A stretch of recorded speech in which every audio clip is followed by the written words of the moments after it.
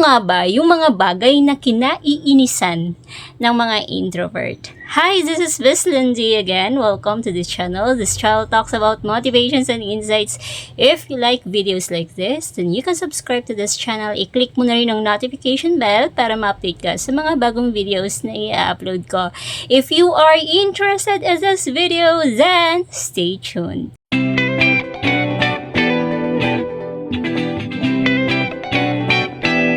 Yung ilan sa mga kinaiinisan ng mga introvert.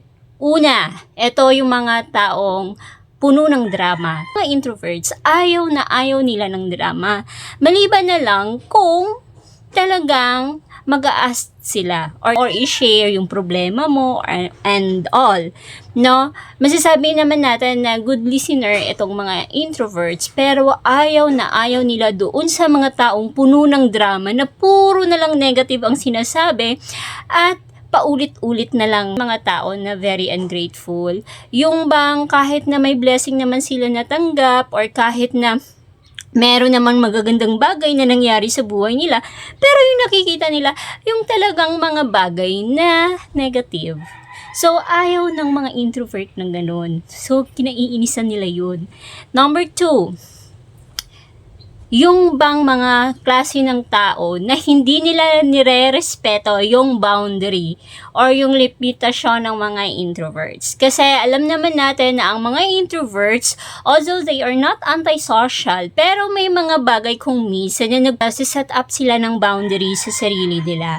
Yung bang may mga times na makipagsalamuha sila, pero pagkalipas ng ilang minuto or gusto nilang i-disconnect yung sarili nila to recharge.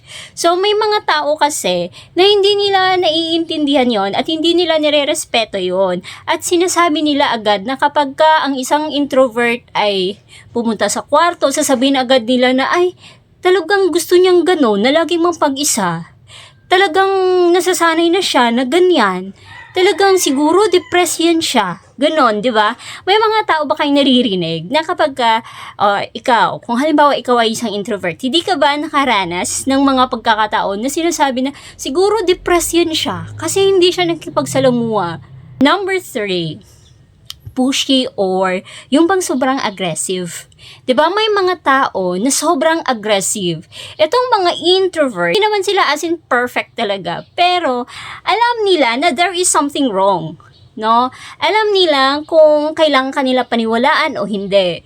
Kasi ang mga introverts, kahit hindi ka gagawa ng effort sa mga kwento mo, kahit hindi ka maging pushy, kahit hindi ka maging aggressive, kahit sa simpleng statement mo lang, kung maniniwala sila, talagang paniniwalaan ka nila. Introverts are deep thinkers. No? So, hindi mo kailangan maging pushy or maging aggressive sa isang bagay. So, hindi mo kailangan maging pushy or maging aggressive. So, ang taong introvert, kahit hindi mo sasabihin na, ganito, ganyan, ay, wala. Masalong hindi sila maniniwala sa'yo. Number 4 is, itong mga taong shallow. No? Ang mga introverts kasi sinasabi ko na deep thinker sila. Ayaw nila ng mga tao na kapag nagsasalita or kapag nagkaroon ng conversation, ayaw nila dun sa tao na, alam mo yung iba yung sinasabi ng isang introvert, tapos re-replyan ng isang bagay na parang sabi ni introvert, parang hindi naman ganun ang ibig kong sabihin. Gusto kasi nila ng mas malalim na usapan. And yet, there are some people na hindi ma-reach yung ibig nilang sabihin. For example, ayaw na ayaw ng mga introvert, yung mga tao na shallow, na yung bang, halimbawa, may kapitbahay, tapos sabihin na, ay, alam mo, naghiwalay na pala sila ni ganito, ganyan. Ang mga introverts, ayaw nila ng ganun. Kasi, ang iniisip nila, parang nagiging chismis lang. So, ayaw nila ng ganun, ayaw nila ng mga shallow na usapan. So, it's either, hindi ka nila sasagutin, it's either mag-smile lang sila or tatango lang sila ng ganun, or sasabihin lang nila na, hayaan mo na, sa kanila naman yan. Ganon. So, yun. Number 5 is talking non-stop. Ayaw ng mga introvert na yung bang masyado kang nagsasalita. Yung bang wala nang tigil na salita. Also, may mga introverts naman na natutuwa kapag nakakarinig sila ng mga kwento, 'di ba? Kasi nga good listener sila. Pero ayaw na ayaw nila yung wala na sa lugar. Yung sobra-sobra na ba? Tapos, 'di ba, may mga tao na magsasabi na, ganito ako, ganyan, ganyan.